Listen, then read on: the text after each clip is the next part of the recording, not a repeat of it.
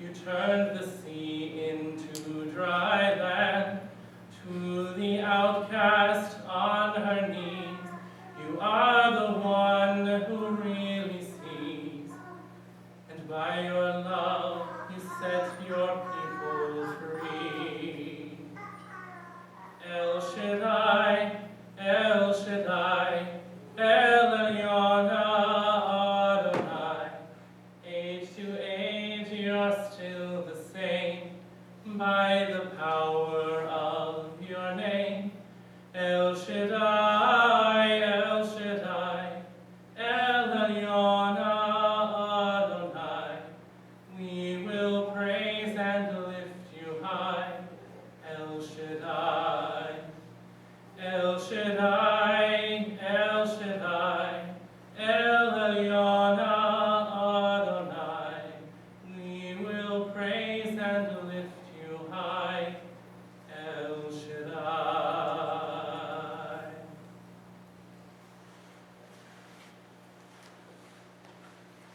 Thank you so much. I know that makes her very happy.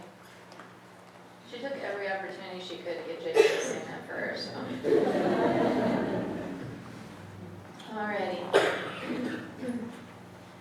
There's a lot that we could say about Deborah Bourbon. A lot of her accomplishments, her titles, things like that are available on our website, so I won't go through all those here. But I will tell you that she was a devoted teacher to her students, and she was a student open to the teaching of others, including those that she taught her son and what he taught her in return. What we are encouraged to think of now are not her accomplishments, but her personality, an individual, not a teacher on a pedestal, but a soul on its path like any other. Sometimes happy, sometimes not, sometimes successful, sometimes challenged. I can tell that there are a lot of people that have known Deborah for a long time just by looking out into the crowd here. However, some people might ask themselves, how can I tell if I've known Deborah for a long time? And the answer is simple. It's in her stories. We've all heard the Deborah stories. You might have heard her reminisce about driving cars cross-country for delivery. These were special cars, mind you, Lamborghinis, Rolls Royces. You've also heard about how when she stopped for gas, people would come up to the car thinking she was a rock star, somebody incredibly important. She would wrap up the story by telling us how instead of using the money her employers gave her to get back home, she would pocket the money and hitchhike back across the U.S., something we wouldn't think of doing today. Imagine what her parents would have thought if they found out. Then there was a story when John II was little. Deborah was in nursing school. She made giant throw pillows to sit on the floor. They didn't have a lot of furniture. I remember her calling them giant colored marshmallows. That was from back at the old store. Then there are the stories that you can see coming. We've all been there, standing around the shop, talking on a particular subject. You're sitting in a class, and you can tell what story she's going to tell before she tells it. And you can hear it coming. You see it in your brain, and you speak up and you say, "Oh, that's a good one. Tell that story." While all of the new people marvel at your psychic abilities. I'm sorry I gave it away. And who doesn't remember the story about the man who came in to buy stones at the old store location? You guys will remember this. He was either abrasive or drunk. I really don't remember which one. He said he needed powerful stones to put in his car for protection, and of course Deborah's going to help him out. She picks out some stones, and she tells me she can swear all the time. She can hear the stone saying, "Don't let him take me." To which Deborah tells him back, "It's retail, you gotta go." So the man buys the stones. He goes out, he puts them in his car, sits them on the dashboard, and the car doesn't start. He's thinking to himself, he drops them outside the car starts. Puts them back in the car doesn't start. Brings the stones back in, puts them on the counter, doesn't ask for any money, and he's like, "I don't want these stones," and walks out. And Deborah says, "Oh, you are powerful little guys." To which we do have a bag of stones at the shop, which we have no idea why this mixed bag of stones is there, and I'm sure it's several occasions like that. There was a story when someone bought a little Hindu statue of the elephant-headed god Ganesha. He's the remover of obstacles. They wanted it for protection in their car. They drove a lot. A few days later, they brought it back, complaining that they almost got in an accident.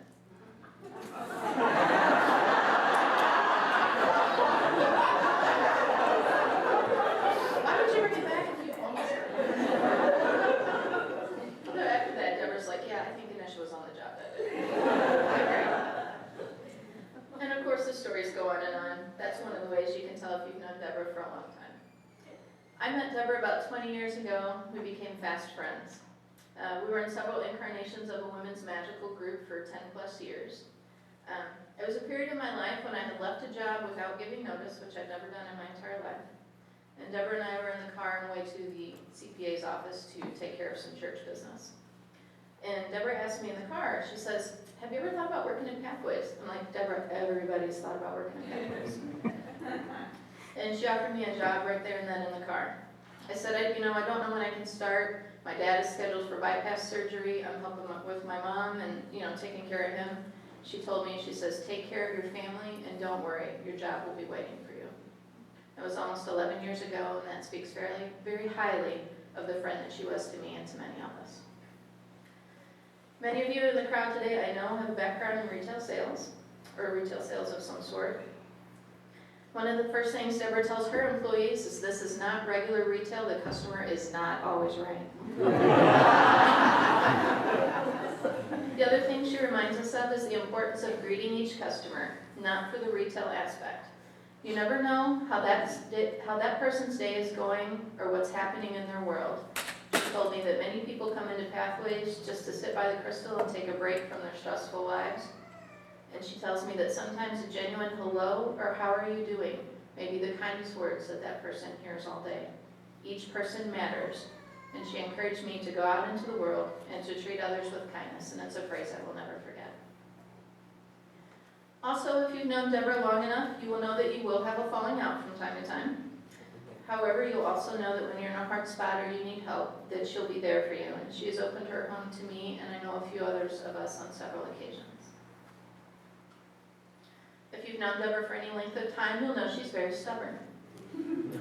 A very organized Virgo with strong opinions, yet a Cancer moon, which makes her mom to the world.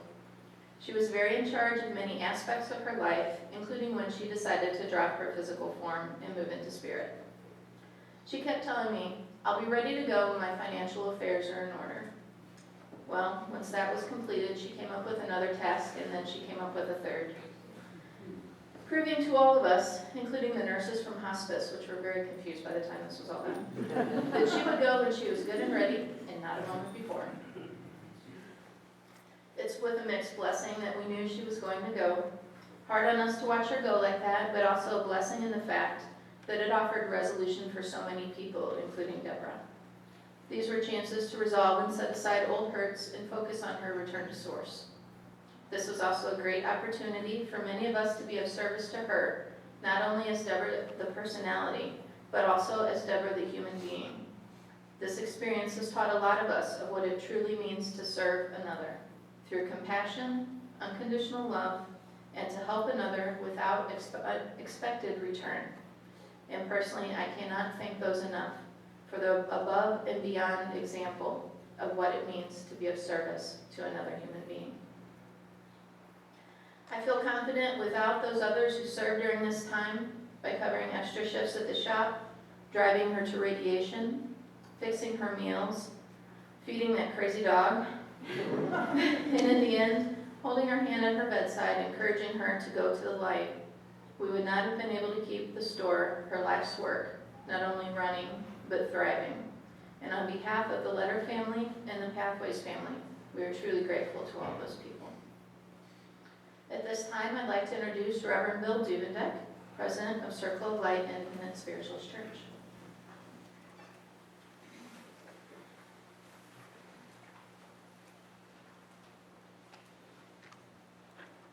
I don't know if I can follow that up. Deborah.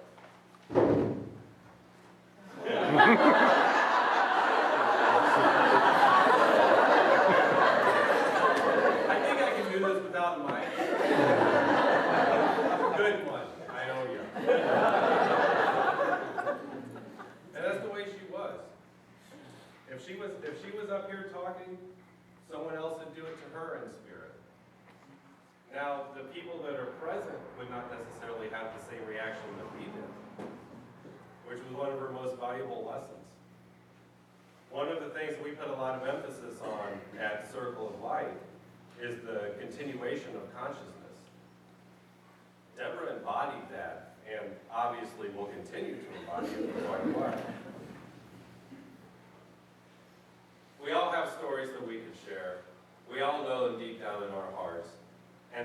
of her major motto was to leave a person higher than they were before meeting and interacting with her has led to much spiritual growth for each one of us and countless others that we haven't heard about. We're going to be hearing stories for decades to come. I've noticed in my own life that a lot of them are people that I said something briefly to several years ago, and they show up later and they say, yeah, that stuck with me.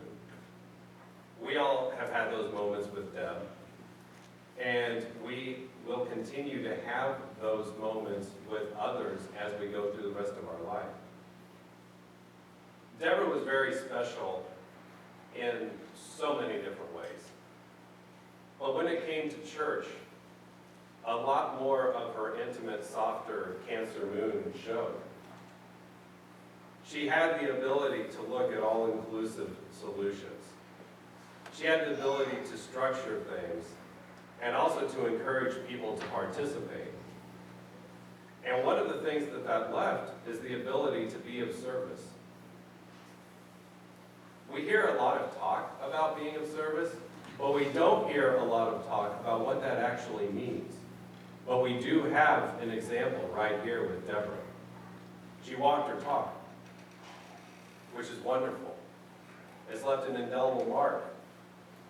The other founding members of spiritualism that led up to Circle of Light were very important people in her life.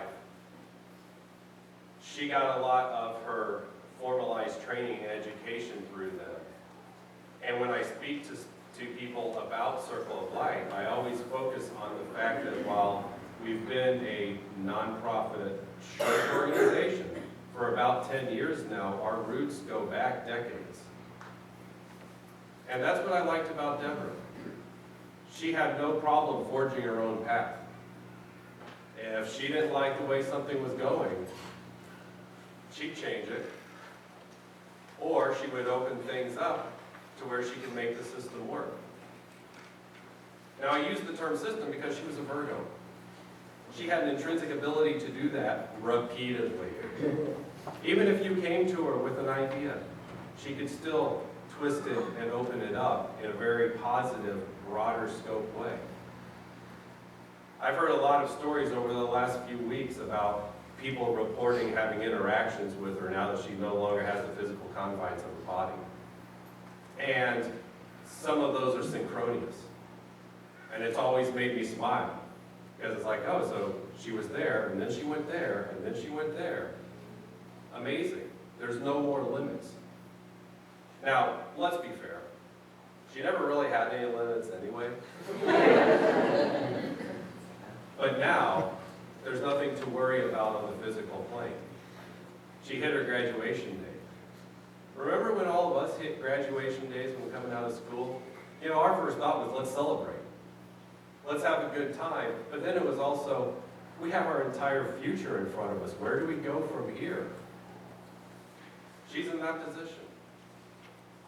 One of the things that we like to focus on in church is the idea that as we raise our vibration and contact those higher plane beings, a trait of a developed medium is that they can raise and lower their vibration at will to communicate with said beings. That means that each one of us in here has the ability to shift our consciousness to reach up to whatever plane she's on. There's been a common joke around Pathways, and I'm sure it's going to apply to Circle of Light as well, that not only is she not gone, but she'll be running things from the other side. She'll still put a little whisper in Mel's ear. I'm sure she'll put something in mine and Vanessa's and everybody else. You know, she'll be giving our guidance. And as Mel pointed out, if we do something that's counter to that, we'll get a message too. That's the hallmark of a teacher. Because it's going to be a message that, I don't want that there. Flop. Okay. But there's not going to be any long-standing grudges. There's not going to be any, oh, well now there's not going to be any of that personality self. Because there never was when she was here. I think most of us have had disagreements or discrepancies with her from time to time. And while it may have cooled off for a little bit, eventually it all came back because she understood the idea that on this planet Earth, we're one big happy family. Those were points that she drove home with regards to the church that she learned from other previous Circle of Light incarnations and spiritualism in general. Just the fact that the way religion is approached is different than most things shows that she had this ability to look beyond what was known and codified and to bring the essence forward. One of my favorite quotes from Rumi is, "Take the pearl, leave the shell behind." She did that constantly. I actually think the older she got in life, the more she did it without realizing it, because she could see the essence, so anything else was superfluous. While yes, we all understand that her consciousness continues, there is that part of us that's going to miss giving her a hug. I'm sure the Hi Honey imprint is going to be there, so if you ever want to feel it, just come by. But there is going to be the mwah that's going to be missing, at least physically. There's going to be the physical hugs. But on the other side of the veil, there's going to be a responsiveness that wasn't there before. Because now it will be, instead of, oh, I want to go by the shop to be reminded of Deborah, or to say hi, I'm thinking of Deborah. And then there's going to be right there. And she's going to be right there. Hi, with that bigger than life smile. And we're all going to giggle at our own temples and make everybody around us wonder why we're happy when we're thinking of someone who's no longer in physical form. But so be it. Deborah has raised the consciousness of not only all of us and all the people that she's taught and interacted with over the years. In a lot of ways, she's raised the vibration of the whole St. Louis metro area. It's hard to find a sector of this society that has not been touched by her. I see it all over the place, and every time I think I've got a handle on it, somebody introduces me to another piece of the pie. It's very amazing. So besides being part of her life and her being a part of ours as both teacher and student, all of us, through her and through her encouragement, are part of history here. And that's something you don't get a chance to say often about someone. In closing,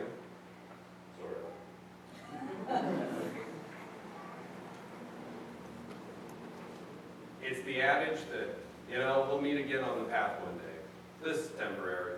We can still communicate with her. One of the things that we focus on at Circle of Light is contacting higher vibrational beings. And by higher vibration, the upper planes of the mental and the spiritual planes, the ascended masters, the deities. And somehow, I think that's where she's at. Somehow, I think she's